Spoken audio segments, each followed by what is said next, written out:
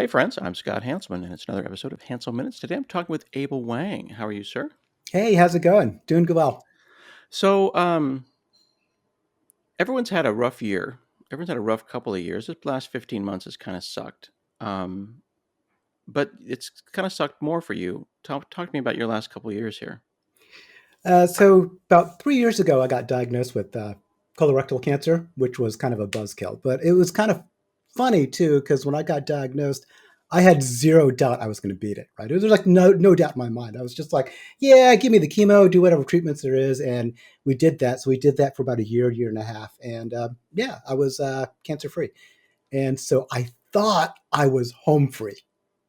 And I knew eventually cancer probably would come back, but I figured I had like a good 10, 15 years before I'd have to worry about that. So I just kept on living, right? I jumped back into work and I was doing all my stuff, having a great time. And that's when the pandemic hit. So I was scheduled to have like scans every 6 months or so.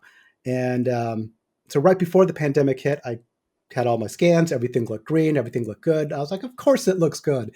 And pandemic hit, we're all quarantined, right? And freaking out about COVID and all that.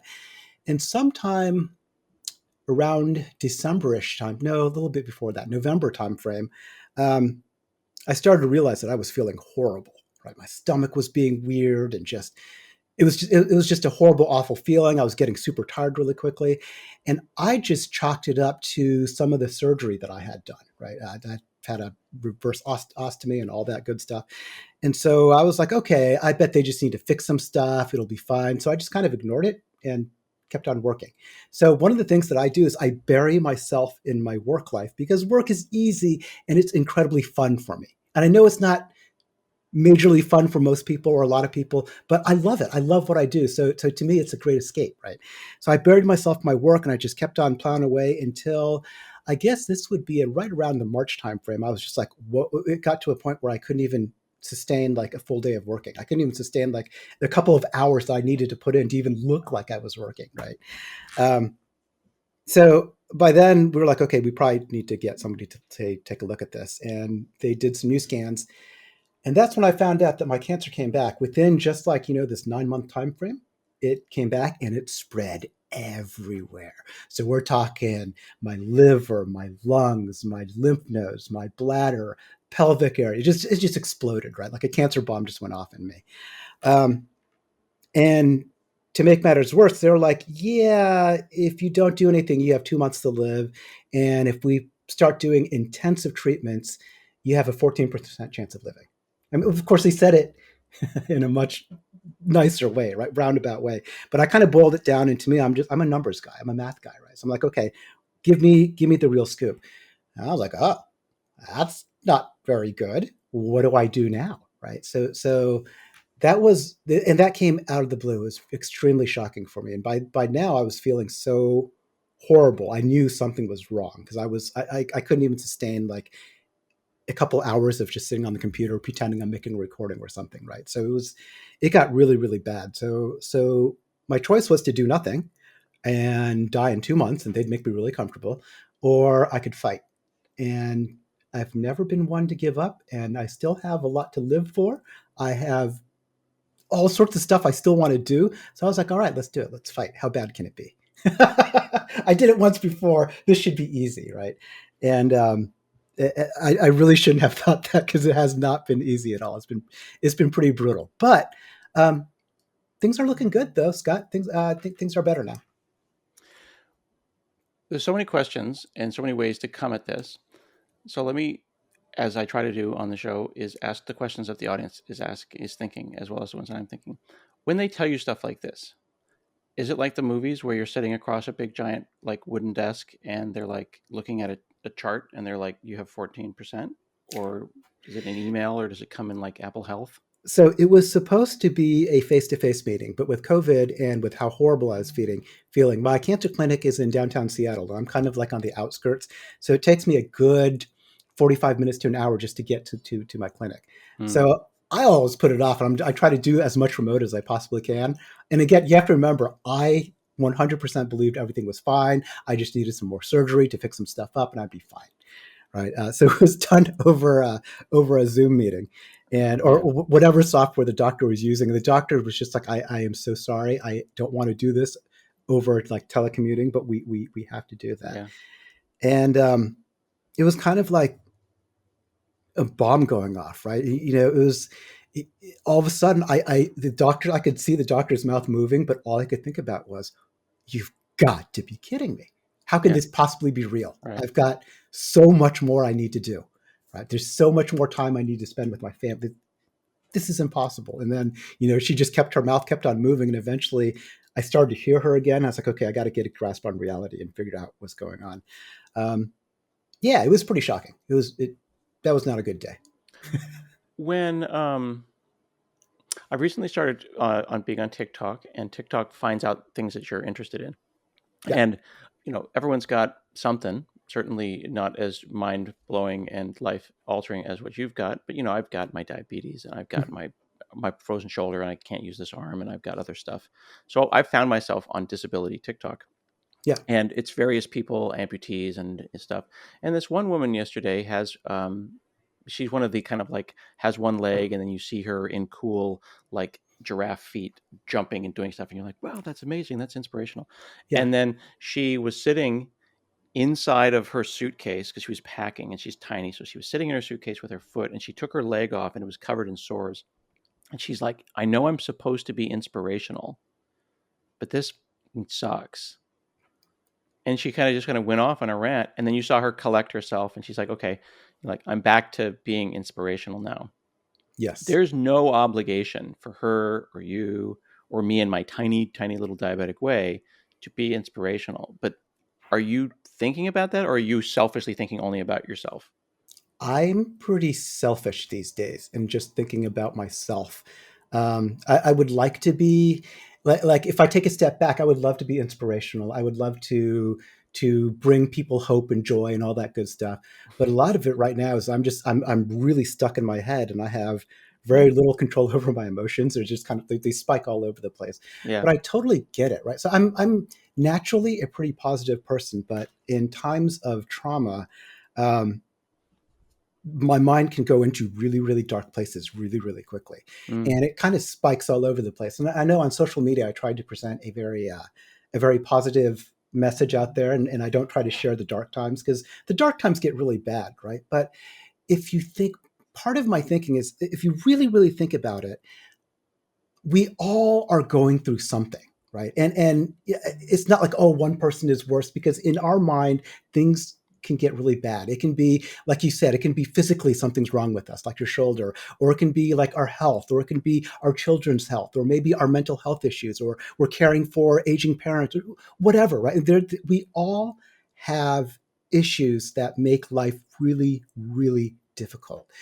But one thing that I've always thought is, life is just way too short, right? You have to do things that make you happy, and you can't wait.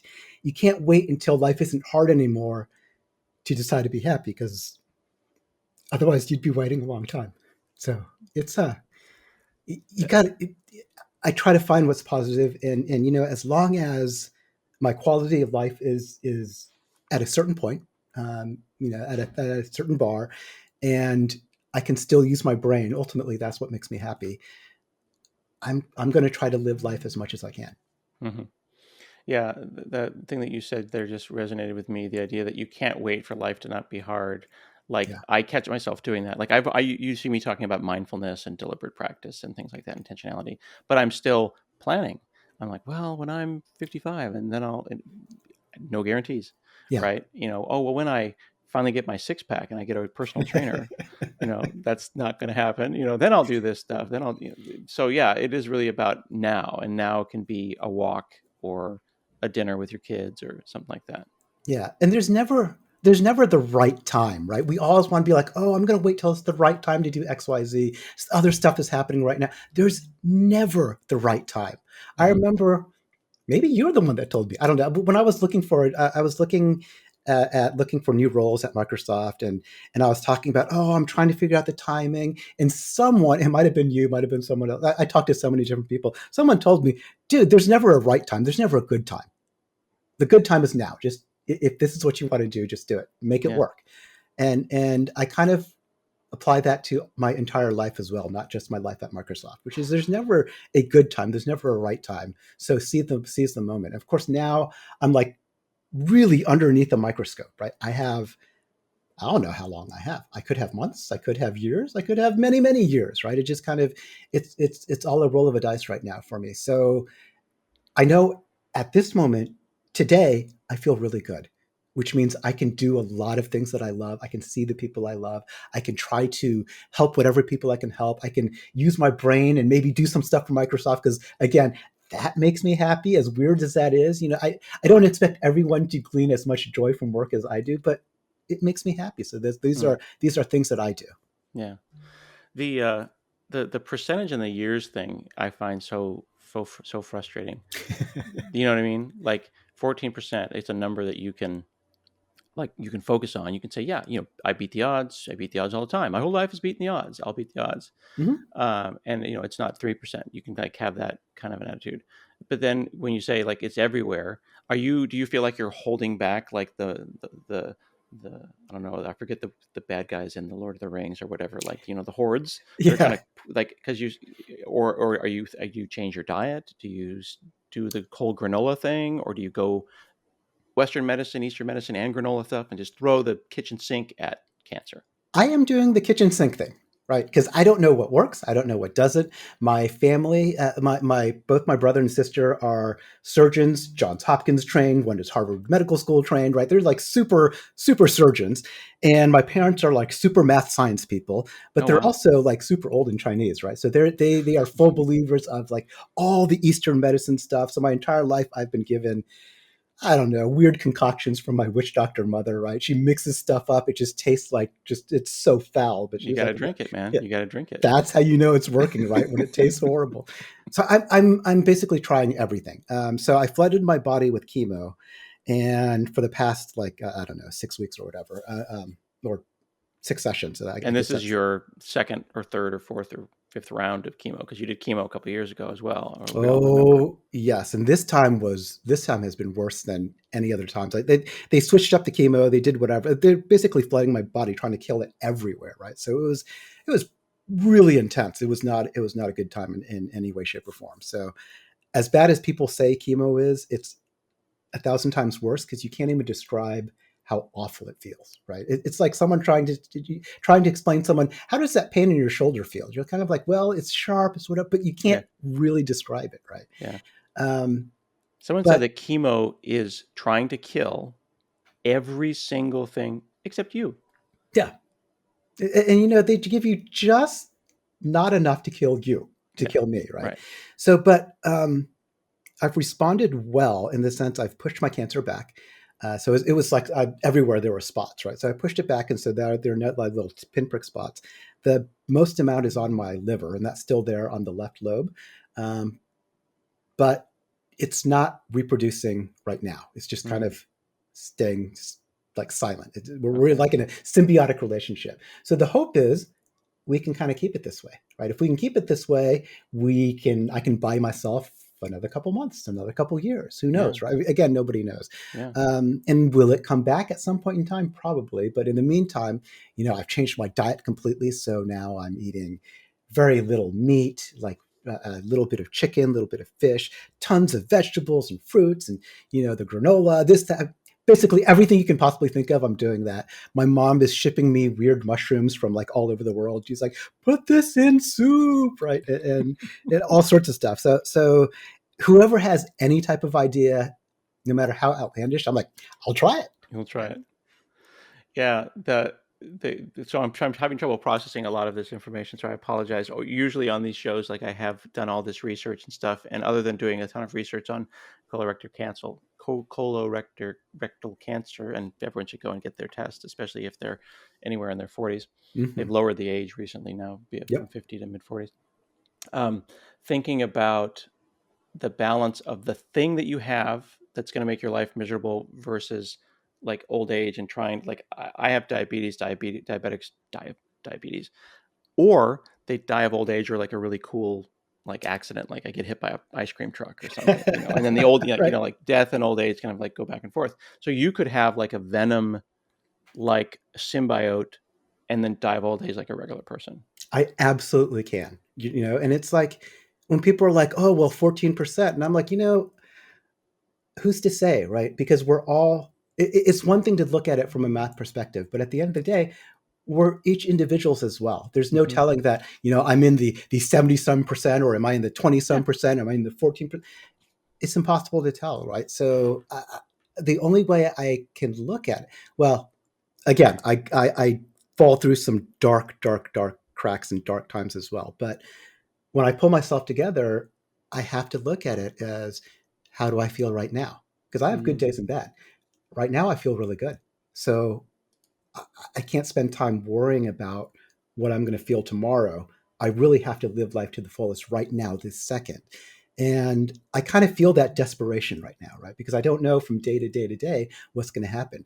Am I still going to be in this symbiotic relationship, or is the cancer going to be like, ha ha ha, we're back and we're in full force? Because I don't know how many more rounds of that chemo I can do before this one was. It almost broke me. It was that tough, right? So I'm like, I'm a little bit scared of it, but then I have to think, I feel good now. So I need Yeah. to concentrate on right now, what I'm doing, who I'm with, whatever it is I can do. Yeah. I being not being nauseated. That it's a thing where in the moment it's like time slows down. I can only even imagine. I think we've all had that experience at one point where it's coming out of both ends. Yes. And the only thing you can do is just say, okay, well, this moment is this moment, and afterwards, and then of course the brain like hides it. Oh, it wasn't that. You made it. You made it. Yeah. You're good. No, it was horrible. Uh, That is hilarious that you said that, because it's so true. Even now, like talking about going through chemo, I'm like, oh, it's really bad, but I don't remember exactly how bad it was. I just know it was bad, yeah. right? But Well, you can't remember because if you could, it would be a nightmare and you'd relive it, right? right. And the other thing about you said it'd be the individuals. A number of 14% is a number, but those people are out there doing stuff. Hmm. Like there are thousands of them walking around. They're living their lives. There's no reason that that could not be you, us, whoever. Absolutely. And Yeah. and even if it wasn't, I have today, I have tomorrow, I think Hmm. I have next week, I probably have next month, right? So let's see what Okay. happens, right? So why not quit your job, get on a plane, and then just do the whole like run all over the place and like the literal bucket list. We've all heard the whole bucket list idea. We've seen the movies where someone makes a list of cool stuff. I think that's super cool. I think if I was a slightly different personality, I would love to do that. It would be incredibly fun, right? Jump on a plane, take all the money that I have, and my wife and I, we just Yeah. spend the rest of our time enjoying as much as we possibly could. So about what was it? 3 weeks ago, there was no way I could even do that. I couldn't Mm. get on a plane. I was that bad off. Um, and only like since about last week have I been in a state where I'm like, oh wait, I can get back to work. I can actually do stuff. I can do whatever. I feel almost able again, right? So that at my worst, that wasn't a possibility. Right now, that is right. I could still do that, and it would be fantastic. But I think I'm just wired a little bit differently. Do what my idea is. Do what makes me happy. Do what I love. So if that's what I really wanted to do, 100% I would do that. But crazy as it sounds, what makes me really happy is using my brain and doing fun stuff and figuring things out. And then I, I'm a sucker. I love it when people are like, "Oh, that was amazing! You did great!" Right? I like kind of live for that. And my wife makes fun of me all the time, but that's like something that just those are things that make me happy.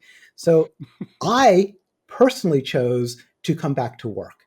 Um, Not because we have to, not because of financial reasons, not because that there's no other choices except work, or a catastrophe would happen, but because that's what brings me joy. Uh, Mm. Again, if I was another type of person, I would pick something else. But I think it's important, especially when you're living underneath a microscope, that you have to do what makes you happy, right? But I think that's good advice to anybody, because we don't know, right? We don't know when we're going to die. We don't get to choose when we die. These things kind of just happen to us. Like you said, an ice cream truck could show up and just bam.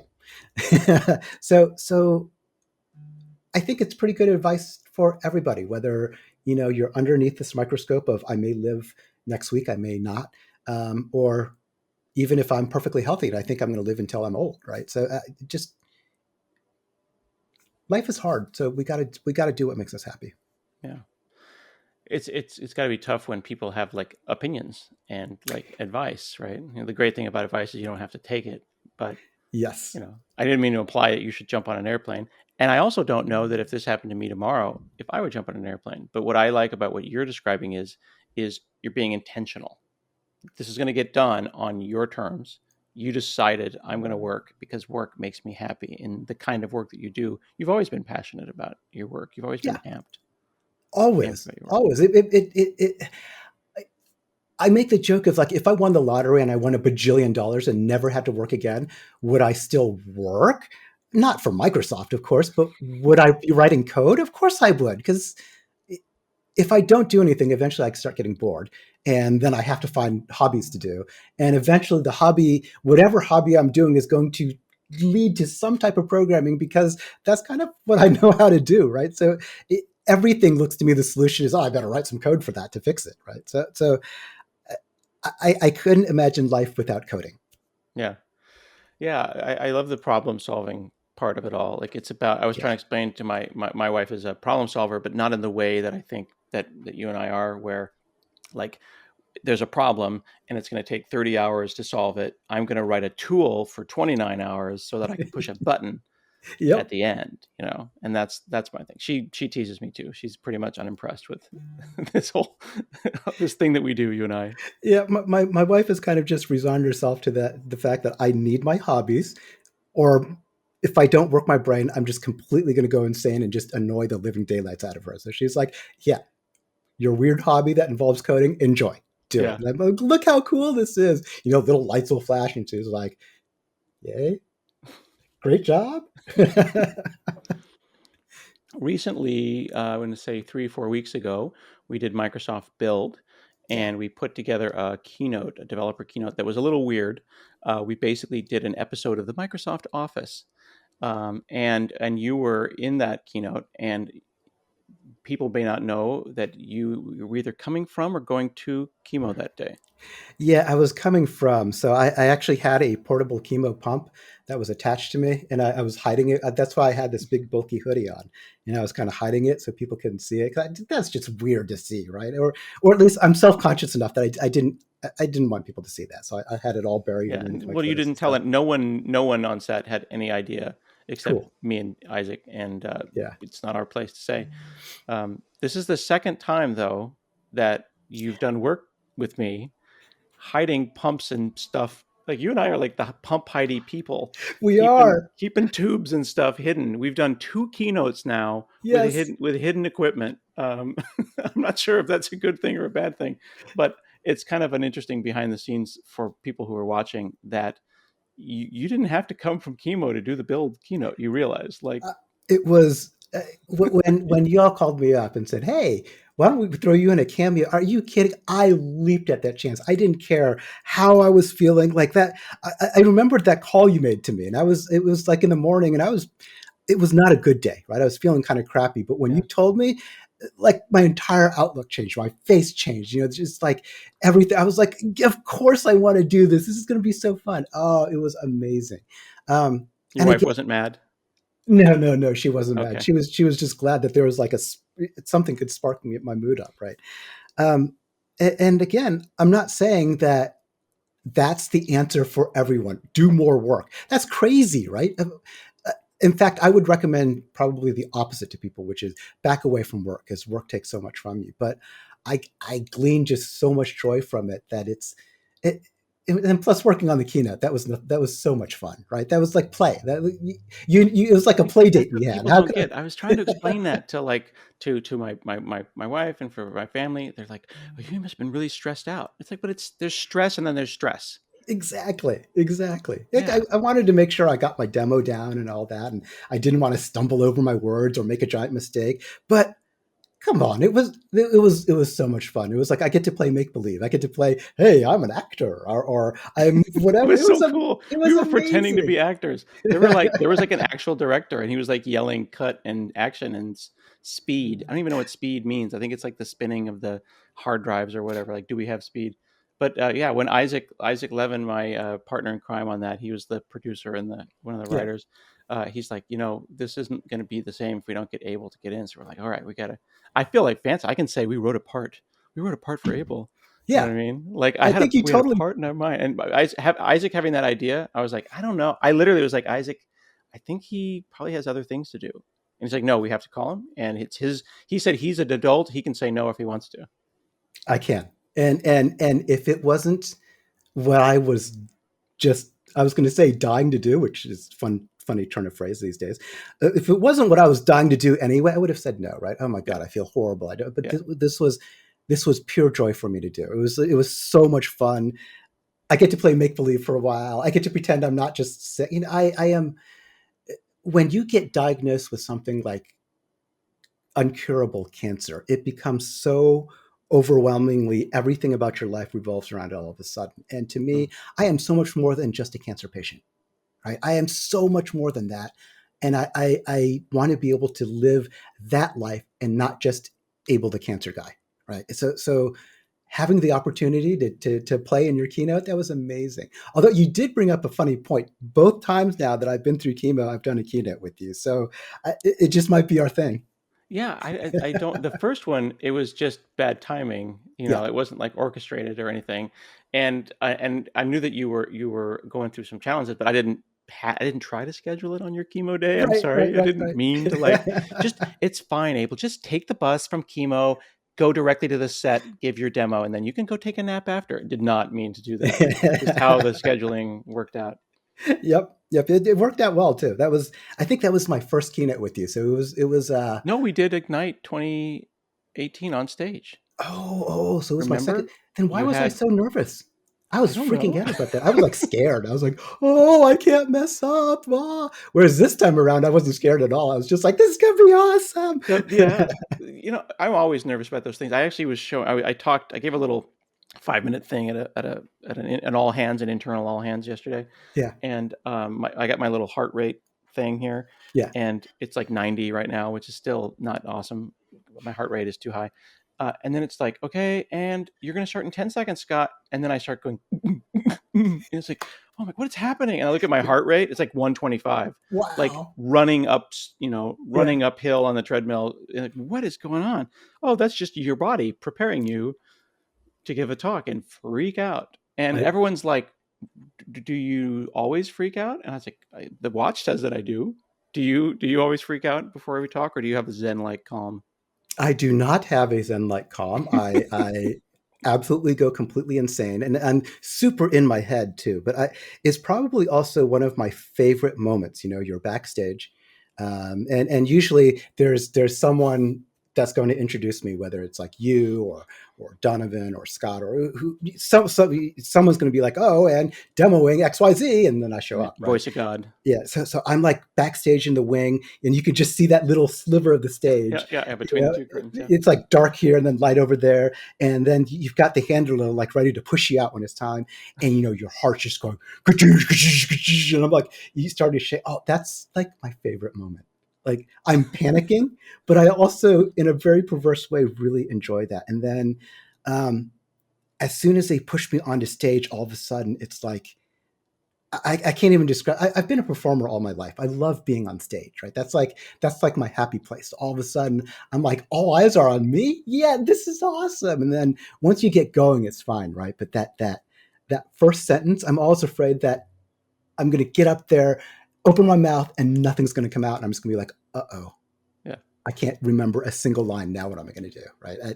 Luckily, that hasn't happened yet. But do I get scared? Absolutely, 100%. It does get better though. I think I get the same amount of scared that when I first started doing public speaking, but I know how to handle that so much better, right? Even with the elevated heart rate, even with like that panicky feeling, I still have control over my voice. I still have control over my gesture. So at least I'm not doing this, right? I'm not just Right. physically shaking where people can see it. I might shake a little bit, but most people can't see that. Yeah. For me, it's not the going out of the two little slits and like out, it's the running back afterwards. So for me, it's the exact opposite. It's like the Yeah. best feeling is the, I did it. And then I have to put my head between my legs and I just kind of Yes. like sit there and it's just like, so, after having done this for 20 plus years, now it's my heart rate comes down faster. That's the only thing I've developed is that like, oh, I get over it quicker. Yeah. You know, Yeah. it's like, I guess if you're a marathon person or whatever, when you start, you collapse at the end of the finish line. Yeah. And now you just take a knee. So Yeah. But that's, it never really goes away, right? I mean, no, I think that's kind of what gives us our edge too.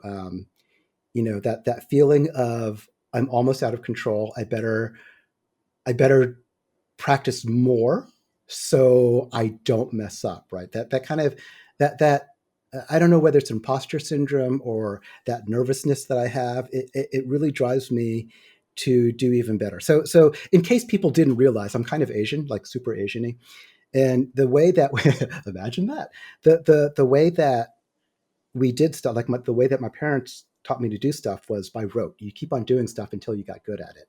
So I was a musician. I played the violin forever, again because I'm super Asian. Um, and the thing with my mom was I started when I was like 4 or something ridiculous like that. And even then, my mom was like, you have to play it 3 times in a row perfectly with no mistakes. And if you make a mistake, go back and keep on doing it until it's absolutely perfect. And you have to do it wow. 3 times in a row, right? And then you can move on. Um, so that's kind of my background of how to get things good. So when I feel nervous, when I feel scared, when I feel that imposter syndrome kick in, which is every single time I open my mouth, um, it forces me to do more rote repetition until I feel like I got this no matter what. Someone could like poke my eye out with a fork and I'd still be able to go on with my talk because I've just done it so many times. It's automatic now. And then I kind of feel a little bit of safety when I get to that point, but it's still a little scary. You still get that nervous feeling. We're doing, I think I've told you before that my family and I have been doing Taekwondo now for like 3 or 4 years. And Yeah, it's a, Korean martial art. And we do these hyungs, right? One culture calls them katas and yeah. it's rote, rote, rote. So now we're coming up on our black belts and we're doing our hyungs and we got like a bunch of hyungs to memorize. And then the the boss, the grandmaster says, now we're doing a mirror image. What? These things that you've been doing for the last 4 years, doing backwards, and mirror image. So all the last, 1,000 times you've done that, Young, hang a right this time.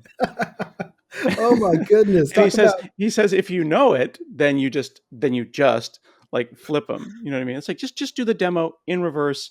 As Grace Kelly says, right, backwards and in heels. what could possibly go wrong. But if you knew it, so now I'm in that part of the learning process. But you're right, you get it right if it becomes muscle memory.